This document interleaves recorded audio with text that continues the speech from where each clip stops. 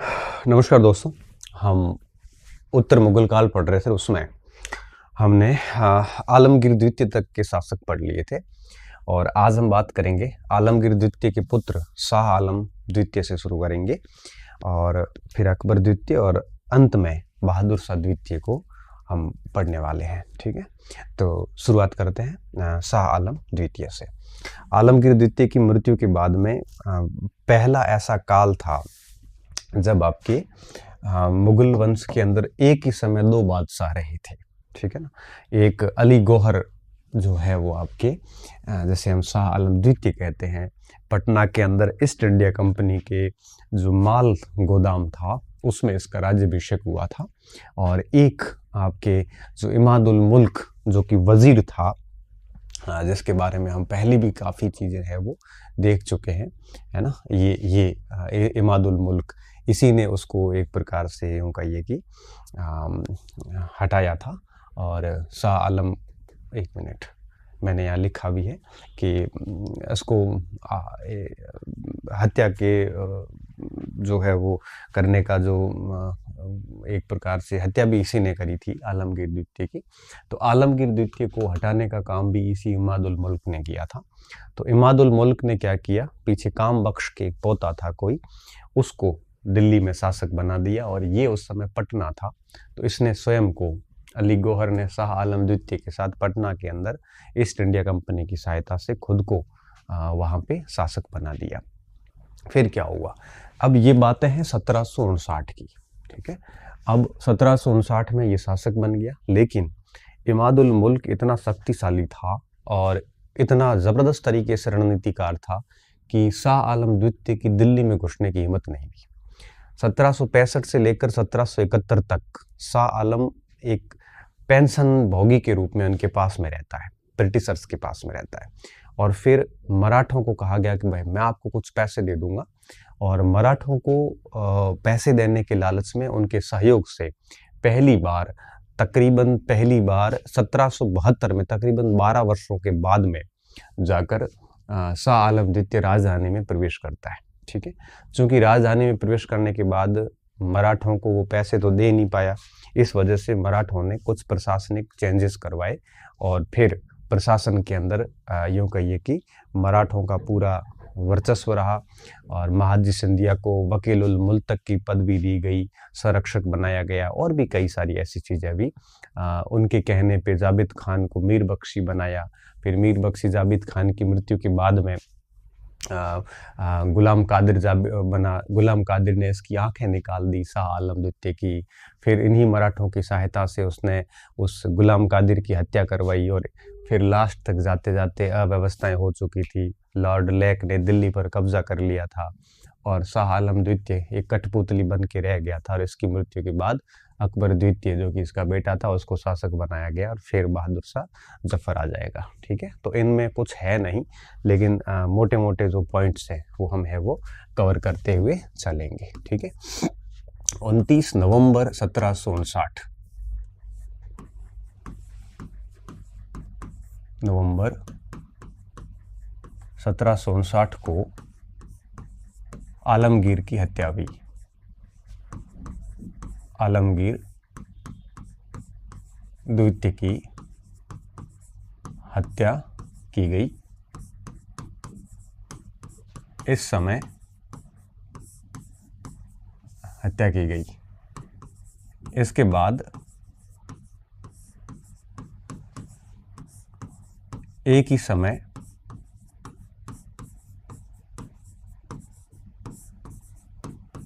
दो मुगल शासक रहे। कितने? दो मुगल शासक रहे। ठीक है, आलमगीर की जैसे डेथ होती है इस समय आपके कितने, एक नहीं बल्कि दो मुगल शासक रहे। और ये दो मुगल शासक कौन रहे, इनका मैं नाम लिख लेता हूँ यहाँ पे, है ना।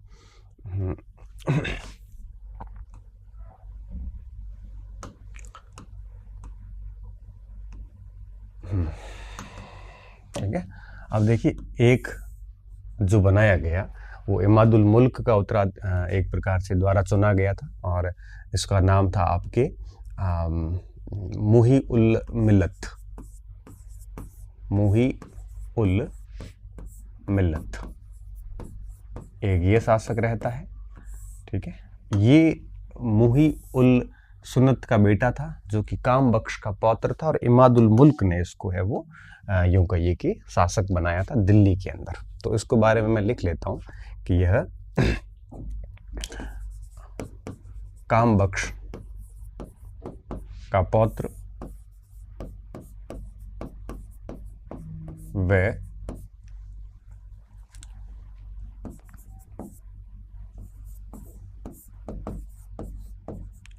मुही उस सुन्नत का पुत्र था।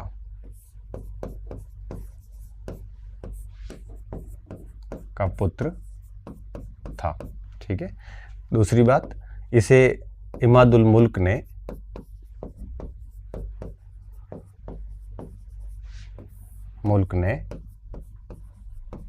इसे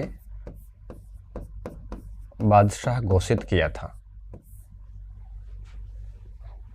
दिल्ली में इसे बादशाह घोषित किया।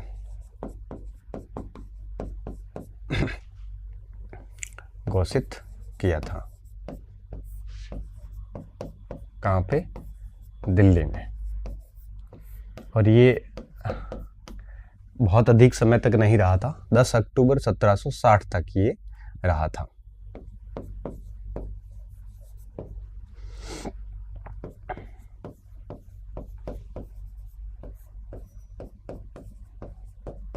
बादशाह रहा। ठीक है, ये तो ये हो गया। दूसरा व्यक्ति कौन था इसकी मृत्यु के बाद इसी समय शासक रहा? वो था आपके शाह आलम द्वितीय। ठीक है,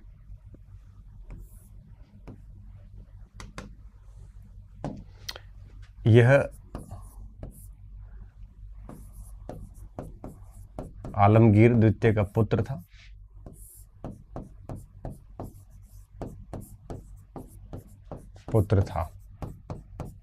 ठीक है, आलमगीर की हत्या के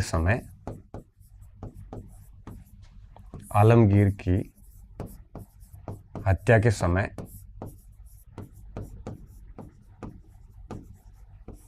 पटना में था।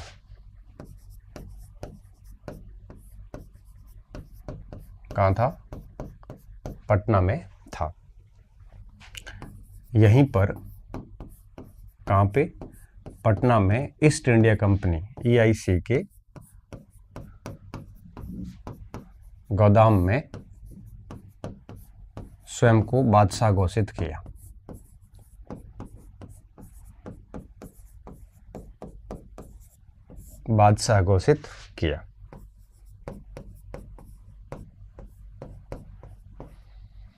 ठीक है, और इसका जो मूल नाम था वो अली गौहर था, तो मैं इसको ऑब्लिक करके अली गौहर भी साथ में लिख रहा हूँ। ठीक है, तो इसको हम अली गौहर भी कहते हैं, और फिर इसने उपाधि ली थी शाह आलम द्वितीय की। ठीक है, तो अली गौहर स्वयं को बादशाह घोषित करता है, और इसमें उसने अंग्रेजों की सहायता ली थी। ठीक है, पहली बात। दूसरी बात ये थी कि इसने सुजाउद्दौला को अपना वजीर नियुक्त किया।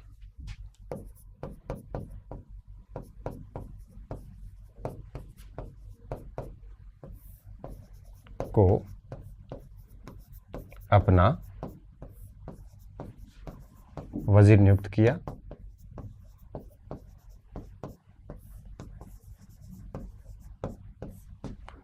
सत्रह सौ 71 तक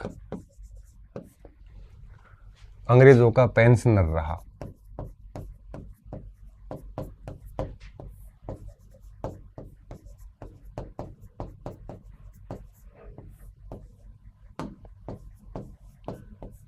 अंग्रेजों का पेंशनर रहा। इमादुल मुल्क के डर से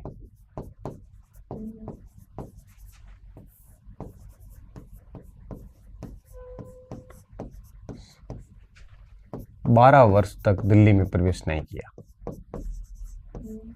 तक दिल्ली में प्रवेश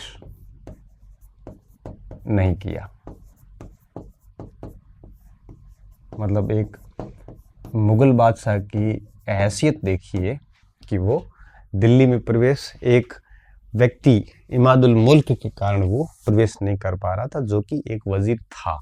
ठीक है, तो इस तरह से आलमगीर की हत्या के बाद में एक ही समय 2 शासक रहे, ये दिल्ली में रहा और ये कहाँ पे रहा, पटना के अंदर। ठीक है, इन दोनों को आप है वो विशेष तौर पे मस्तिष्क में रखना कि क्या कुछ हुआ था। ठीक है, अब अब्दाली के आक्रमण हो चाहे बक्सर के युद्ध हो, ये सारे इसी के काल में हुए थे और ये हम सारा कुछ शाह आलम को पहले भी हमने कंपनी के प्रसार और जो आपके इलाहाबाद की संधि वगैरह जो पड़ी थी आधुनिक भारत में, उसमें भी इनको बहुत तरीके से पढ़ रखा है, लेकिन यहाँ पे भी मैं शॉर्ट में बताता चलूँगा। ठीक है, तो पहली बात तो ये हो गई। तो अब देखिए कि दिल्ली में वो प्रवेश नहीं किया था, करीबन 12 वर्ष तक वो दिल्ली में प्रवेश नहीं किया और इसके बाद मराठों की सहायता से इसने दिल्ली में 1772 में पहली बार प्रवेश किया और इससे पहले ये सब कुछ खो चुका था। इलाहाबाद की संधि में बंगाल, बिहार, उड़ीसा की दीवानी जा चुकी थी, इसके पास से रहा कुछ भी नहीं था। ठीक है, तो ये पहला और दूसरा बिंदु हम लिखते हैं आगे, इसी की बात को आगे बढ़ाते हैं। ठीक है, अब देखिए इसकी आगे की बात को करते हैं कि 1772 में क्या हुआ आगे। ठीक है, 1772 में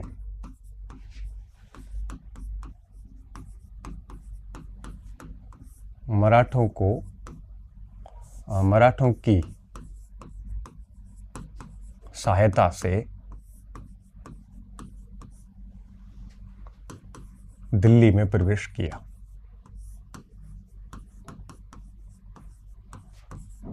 दिल्ली में प्रवेश किया।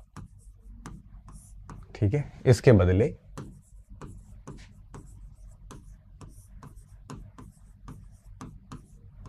बादशाह, अब तो बादशाह कुछ रहा है नहीं, बादशाह मराठों को धन देगा।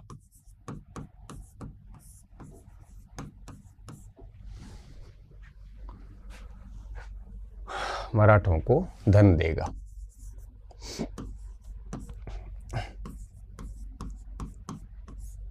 ठीक है, अब जब ये धन नहीं दे पाया, ठीक है, तो फिर क्या हुआ, फिर मराठों ने 1773 में दिल्ली पे अटैक किया और दिल्ली के अटैक जब किया तो उस समय मीर बख्शी था, नफस खान, नफसगढ़ जो बसाया हुआ है, नफसगढ़, हाँ, नफस खान को मराठों ने पराजित किया और दिल्ली पे मराठों का एक प्रकार से अटैक हुआ था उस समय। और फिर जाबित खान को है वो उस समय आपके बनाया गया मीर बख्शी, मराठों को धन देगा। ठीक है, चूंकि यह मराठों को धन नहीं दे पाया, इस कारण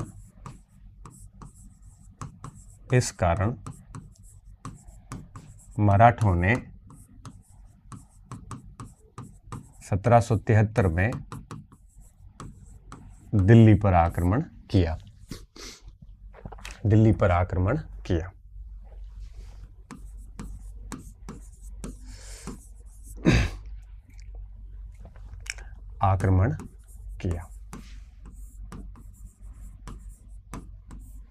मुगल मीर बख्शी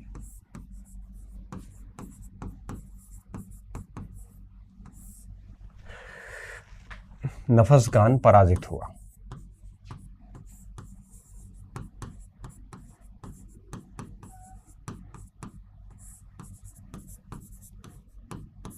ठीक है, और जाबित खान को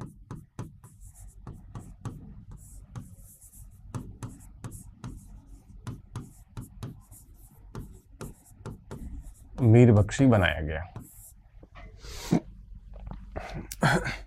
मीर बख्शी बनाया।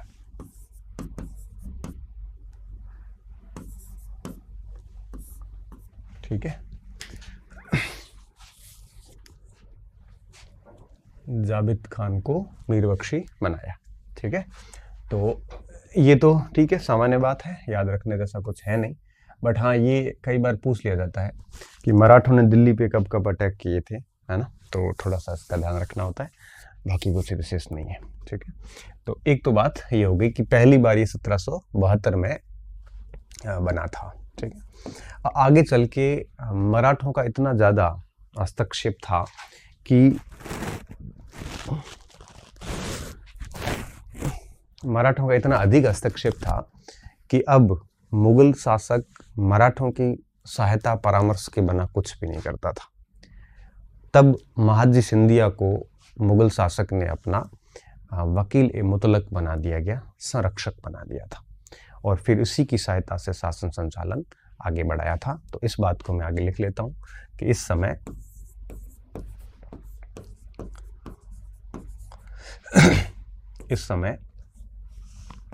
मुगल शासन में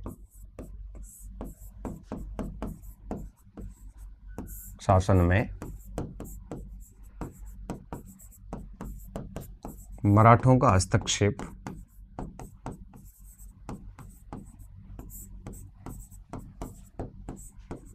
बढ़ गया था। ठीक है, 1784 में, 87 नहीं 84, 1784 में महादजी सिंधिया को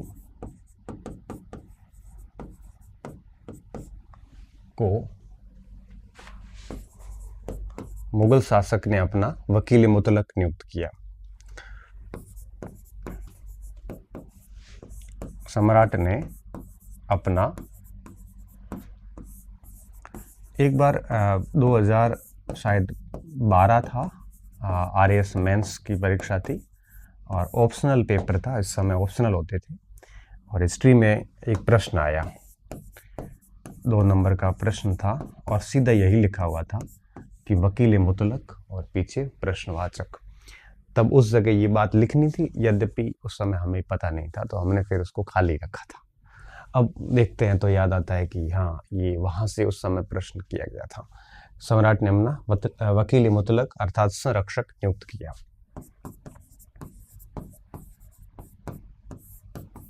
ठीक है, ये जाबिता खान जो है, इसकी मृत्यु हो चुकी थी, इसके बेटे गुलाम कादिर को है वो मीर बख्शी बना दिया था।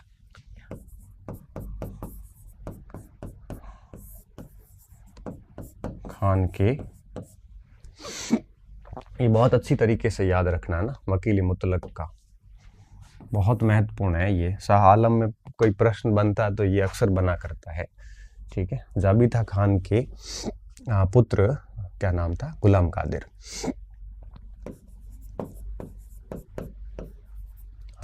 गुलाम कादिर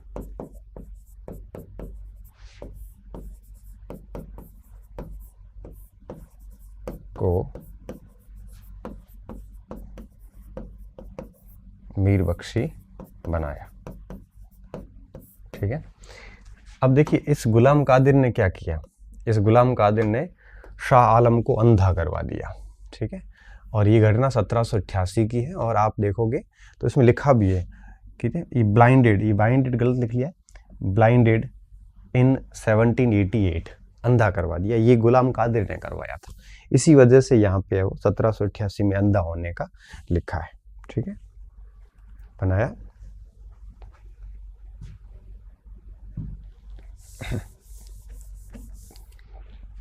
मीर बख्शी बनाया। इसने 1788 में राजमहल पर कब्जा करके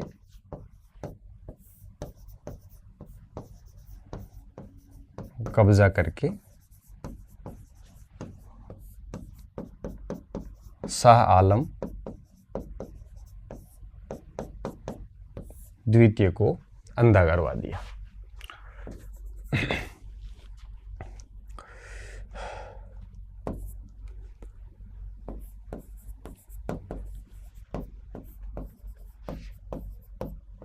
और फिर क्या किया, कैद कर लिया और बेदार बख्श को शासक बना दिया। बेदार बख्श अहमद शाह का बेटा था, ठीक है। अहमद शाह के पुत्र बेदार बख्श को सम्राट बना दिया।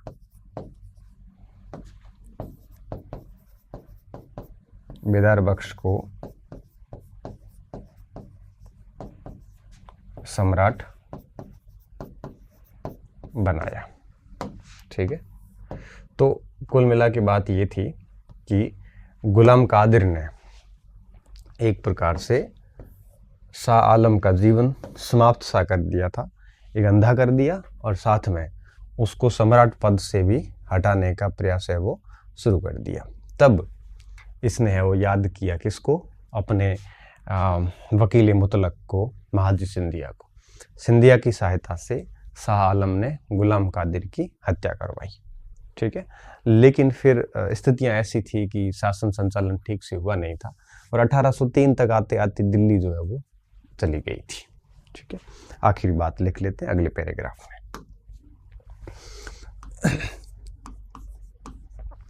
सिंधिया की सहायता से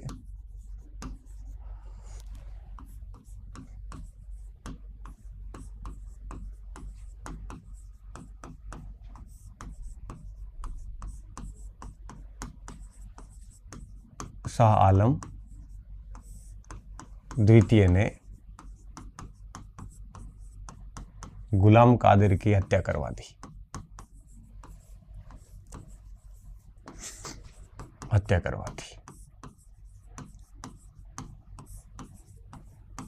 ठीक है। मगर अब साम्राज्य में या राज्य में या दिल्ली में, अब तो साम्राज्य कुछ बचा ही नहीं था दिल्ली के अलावा। अब दिल्ली में गजब अव्यवस्था फैल गई थी। अगर अब दिल्ली में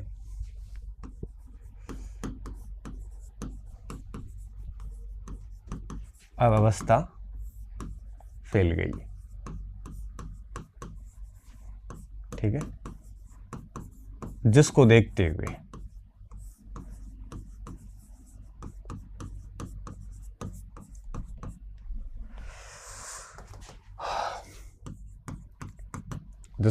हुए अब जब इतनी अव्यवस्था फैल गई तब अंग्रेजों को एक प्रकार से अवसर मिला, और इन्होंने क्या किया, 1803 में दिल्ली, उस समय क्योंकि महाजी सिंधिया की डेथ हो गई थी 1794 में, है ना। 1794 के बाद ये अव्यवस्था फैली थी। जब तक महाजी सिंधिया जिंदा थे तब तक ठीक था। 1803 में महाजी सिंधिया का उत्तराधिकारी दौलत सिंधिया था, जो दिल्ली को अपने कब्जे में करके बैठा था, ठीक है। तो 1803 में लॉर्ड लेक ने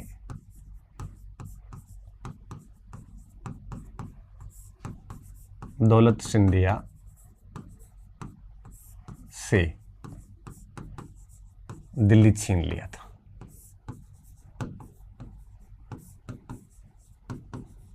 ठीक है। क्योंकि महाजी सिंधिया तो आपके महाजी की मृत्यु हो गई थी,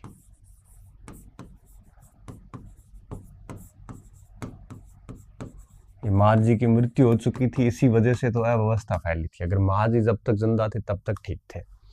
दूसरी बात, शाह आलम जो है वो पेंशन भोगी बन चुका था। तो ये प्रश्न कई बार आता है कि पहला मुगल शासक जो अंग्रेजों का पेंशन भोगी था तो वो था शाह आलम, जो पहले भी पेंशन भोगी रहा था। 1765 के समय भी पेंशन भोगी था, क्योंकि इलाहाबाद की संधि के बाद से उसको पेंशन मिलना शुरू हो गई थी 65 से 71 के बीच में, और 1803 के बाद फिर पेंशन शुरू हो गई थी इसकी। तो ये पेंशन भोगी पहला शासक था। इससे पहले कि किसी भी शासक को पेंशन जैसी स्थितियां उत्पन्न नहीं हुई थी, वो उसको रेवेन्यू प्राप्त हो जाता था राज्यों से। और फिर अब क्या था, इस समय तक ऐसी स्थिति आई थी कि ब्रिटिश क्षेत्र सारे ब्रिटिशर्स ने ले लिए थे, अब रेवेन्यू मिलता नहीं था, तो पेंशन ही एकमात्र जीवन यापन का सहारा था, ठीक है। तो शाह आलम द्वितीय अब कंपनी का पेंशन भोगी बन चुका था।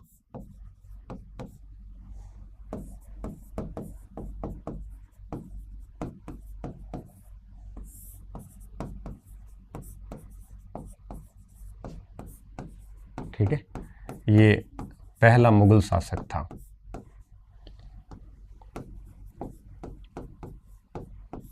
जो पेंशन भोगी बना, ठीक है, या बना दिया गया, जो भी आप कहिए।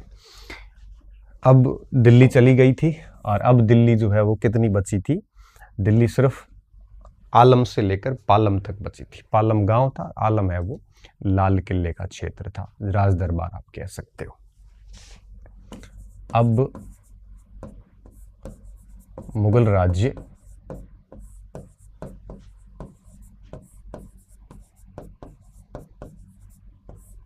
आलम से पालम तक सीमित रह गया था।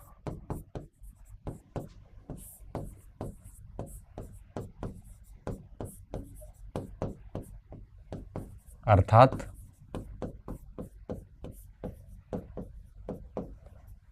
लाल किले से लेकर, ये भी चला जाएगा बाद में,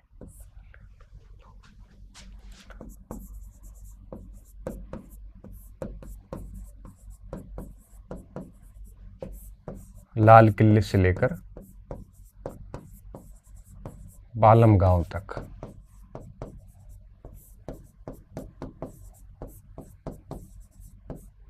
ठीक है, तो अब स्थिति जो है वो आलम से पालम तक रह गई थी। ये भी पूछ लिया जाता है कि कब, किस काल में है वो मुगल शासन आलम से पालम तक है वो रहा था। ये कंडीशन किसके काल में भी थी? इसके काल में भी थी। ठीक है, अब वेलेस्ली और शाह आलम द्वितीय की दोनों के ठप्पे युक्त मुद्राएं आनी शुरू हो गई थी। ठीक है,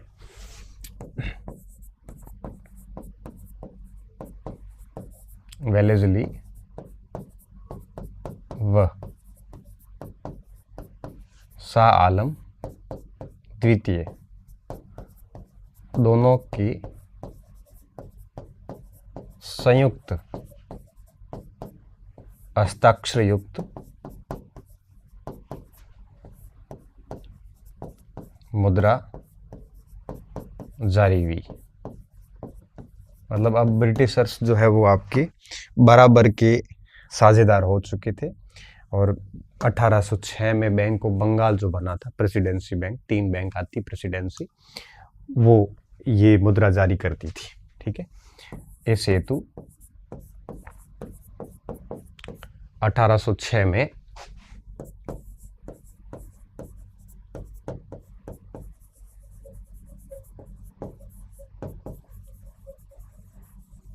बैंक ऑफ बंगाल स्थापित हुआ था।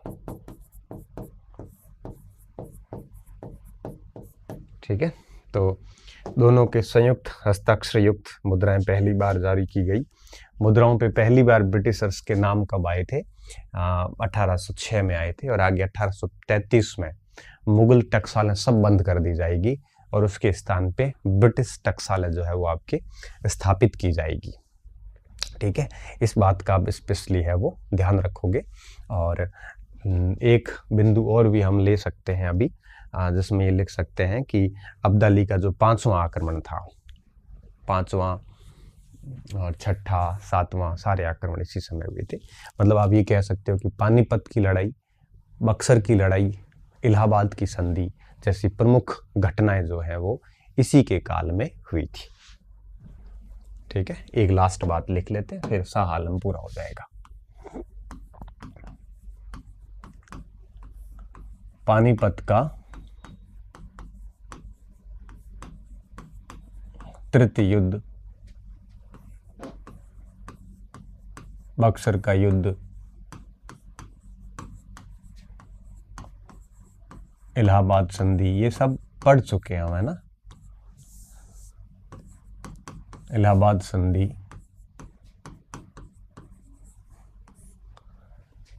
इसी के काल में हुई थी।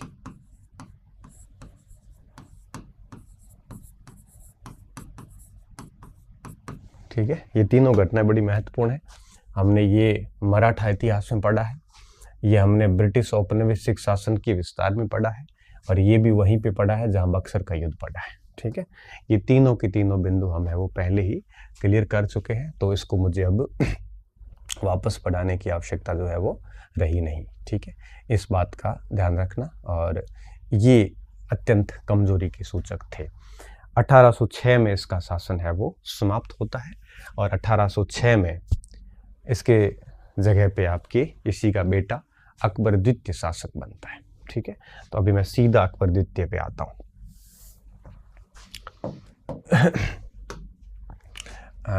नौ शासक पढ़ लिए, अभी अपन 10वें शासक पे आते हैं।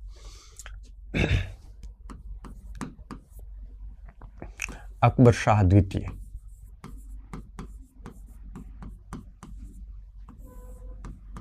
अकबर द्वितीय अलग था, जो कि हमने औरंगजेब के समय पढ़ रखा है। ये अकबर शाह द्वितीय जो 1837 तक शासक रहेगा।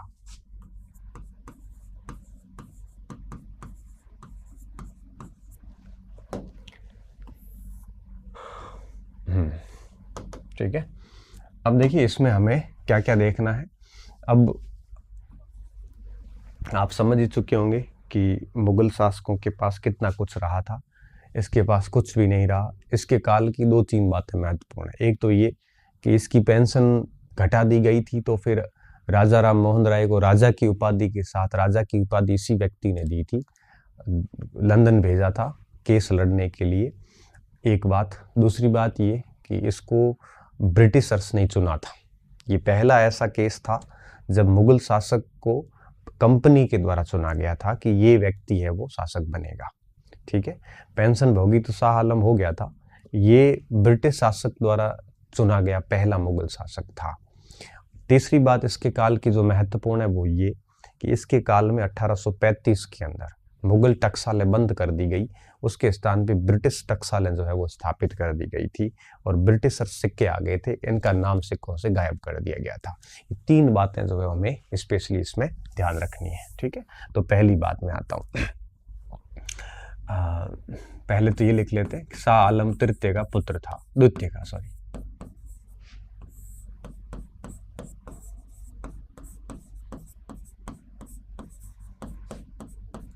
ठीक है, पहला मुगल शासक था, नीचे लिख लेते हैं।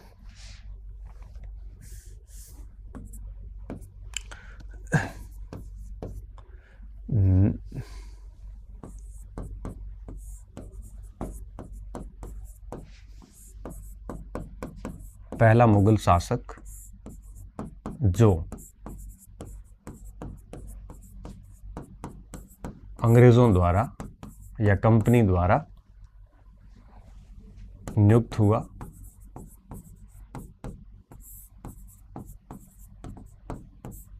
और कंपनी संरक्षण में रहा।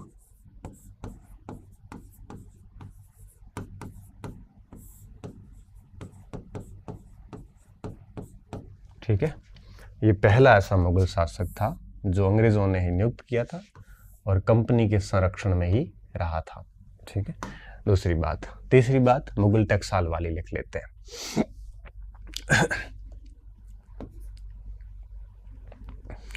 1835 तक सभी मुगल टकसालें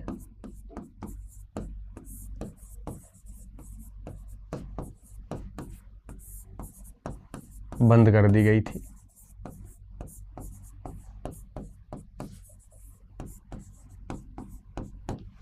ठीक है, एक अकबर था जो 20 दिन ले लिए हमारे से, और एक ये शासक थे जो 2 दिन में हमने खत्म कर दिए। ठीक है, बंद कर दी गई और कंपनी की टकसालें स्थापित हुई।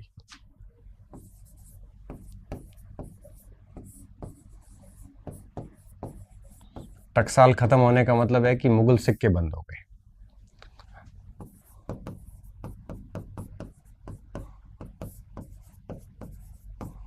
अर्थात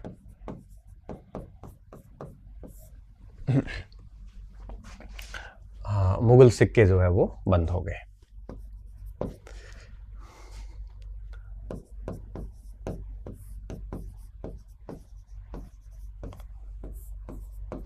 बंद हो गए।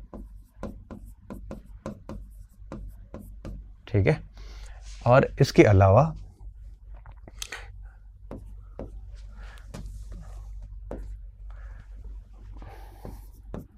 राजा राम मोहन राय को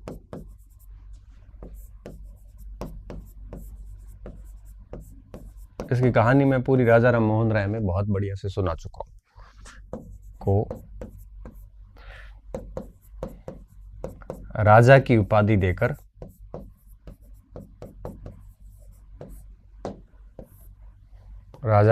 देकर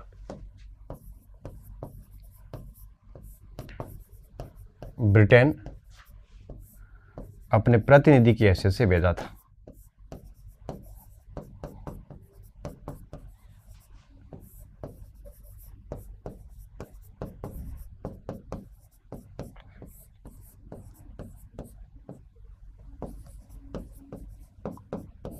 ठीक है, केस वाला मैटर था तो इसका ध्यान रखना। अब एक बात और, इसके पास अब कोई शासन क्षेत्र शेष नहीं बचा था। मुगल साम्राज्य के पास में 0 क्षेत्र, कोई क्षेत्र के पास में अब रहा नहीं था। ठीक है, तो हम यहाँ पे लिखेंगे कि इनके पास में अब कोई क्षेत्र नहीं रहा था। इस समय मुगलों के पास कोई क्षेत्र नहीं रहा था।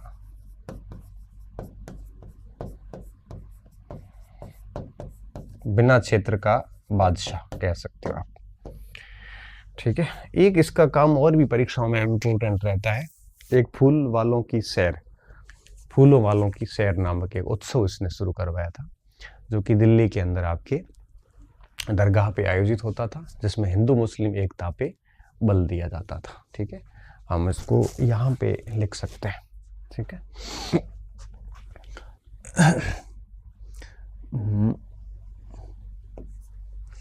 फूल वालों की सैर उत्सव,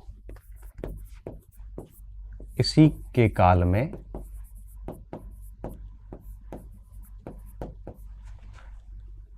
धार्मिक सौहार्द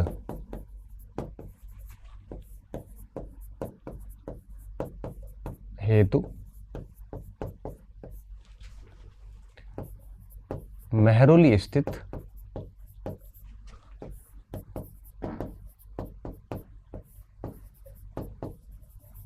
काकी की दरगाह में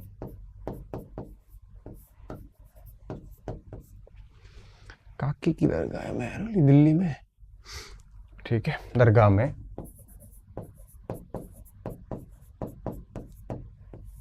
फूल वालों की सैर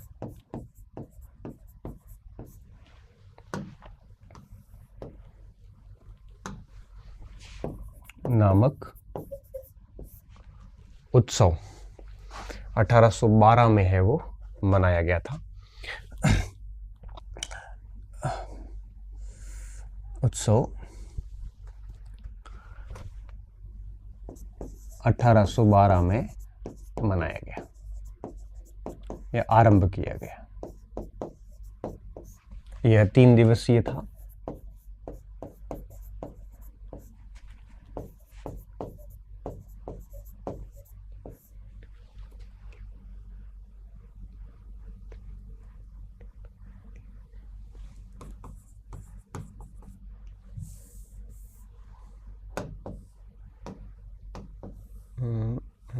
भी बड़ा कर दिया। 3 दिवसीय था और सितंबर में मनाया गया था।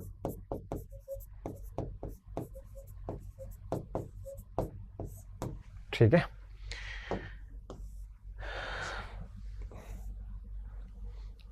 तो इसका ध्यान रखना थोड़ा सा कि फूल वालों की सैर नामक उत्सव किसके काल में आरंभ हुआ या मनाया गया, तो अकबर शाह द्वितीय के काल में मनाया गया था। ठीक है, 1837 तक बात हो गई और 10 शासक हो गए। अब हम आते हैं अंतिम मुगल शासक पे, बहादुर शाह जफर के ऊपर आते हैं।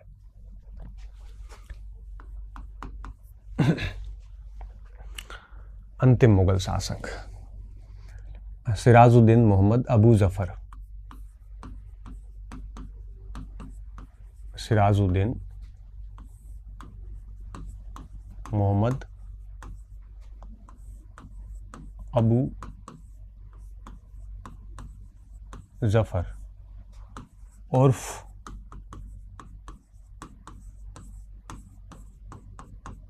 बहादुर शाह जफर। ठीक है, ये 1837 से 1857 की क्रांति तक ले लो, आप 58 तक ले लो। ठीक है, इसका मूल नाम ये था अबू जफर, ये इसकी उपाधि थी। जफर नाम से कविताएं लिखता था। मोहम्मद गालिब इसी के मित्र थे, इसके शिक्षक भी थे एक टाइप से। तो ये अंतिम मुगल बादशाह था। 1857 की क्रांति में भारत का नेतृत्व इसी व्यक्ति ने किया था, और इसके अलावा अच्छा खासा शायर था।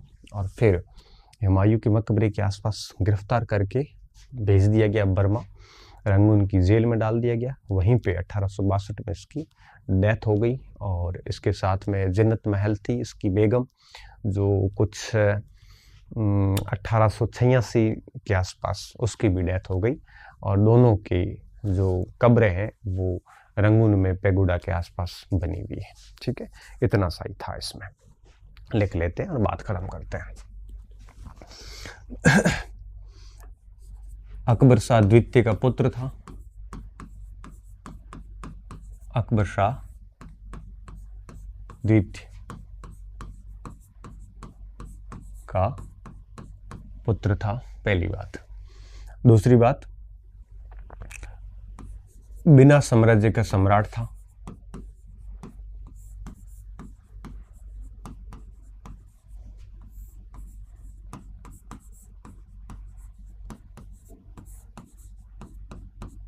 ठीक है, तीसरी बात, जफर नाम से कविताएं लिखता था।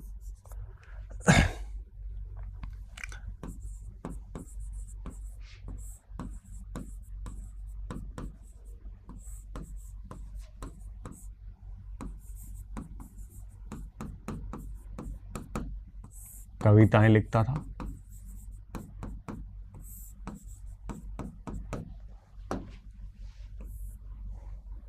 ठीक है, अब देखो यहाँ पे इब्राहिम ज़ौक़ और असदुल्ला खान गालिब को याद रखना जरूरी है।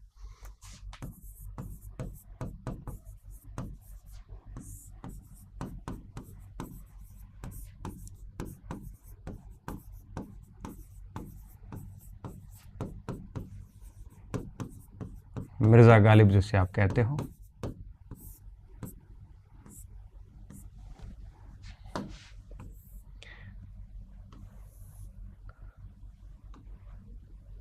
इसके मित्र भी थे और इन्हीं से ये काव्य सीखा था। इसके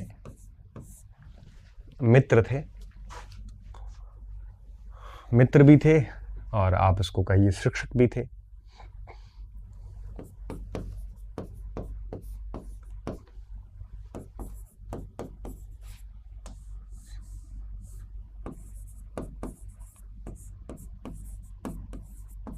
हसन अस्करी इसके आध्यात्मिक गुरु थे।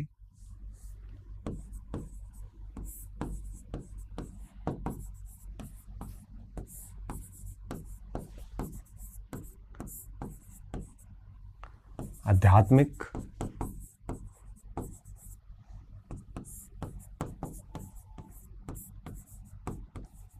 ठीक है।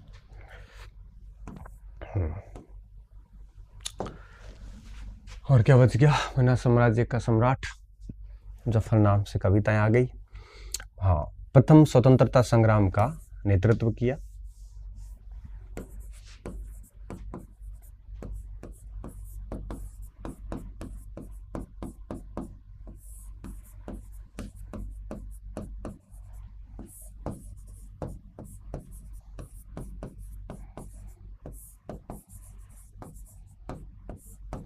ठीक है,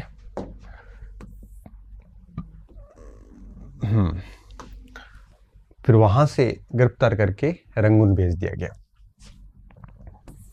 इस दौरान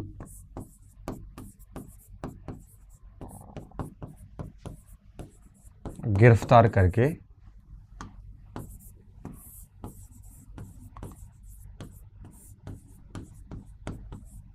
रंगून भेजा गया। ठीक है, रंगून कहाँ पे है? बर्मा में है, और यहीं पे 1862 में डेथ हो गई थी।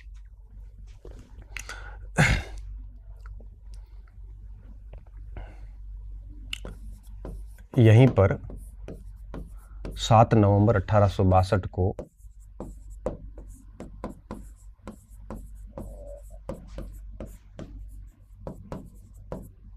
मृत्यु हुई। और इसी ने तो कहा था कि मुझे दफनाने के लिए 2 गज जमीन भी नसीब नहीं हुई। रंगून में ही दफनाया गया।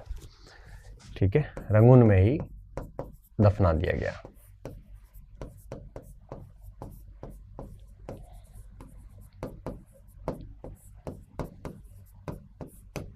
ठीक है, और 1862 में इसको दफनाया।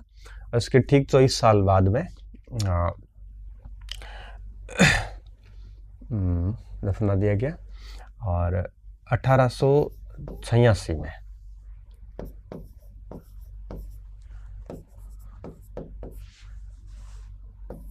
इसकी बेगम जिन्नत महल की भी मृत्यु हो गई।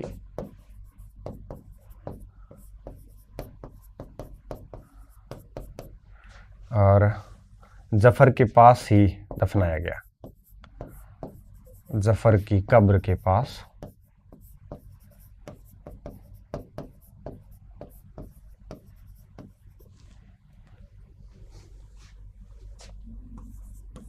अंतिम मुगल सम्राट था।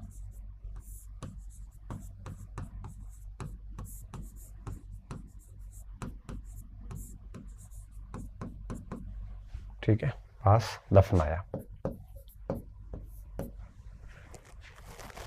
उसके बच्चों के बारे में एक लिखा जाता है कि दिल्ली के अंदर भीख मांगते थे, और अभी भी इसके परिवार के लोग जो है वो दिल्ली में है, मंगोलपुरी के आसपास। कहते हैं कि अब तो स्थिति पता नहीं कैसी है, लेकिन ऐसा कहा जाता है कि भीख मांगते थे, और 1858 से पहले भीख मांगनी शुरू कर दी गई थी। ये स्थिति इनकी आ गई थी। ठीक है, जिन्नत महल की भी मृत्यु हो गई। तो इस प्रकार हम ये कहेंगे कि 28 सितंबर 1858 को ऑफिशियली ये शासन समाप्त हुआ।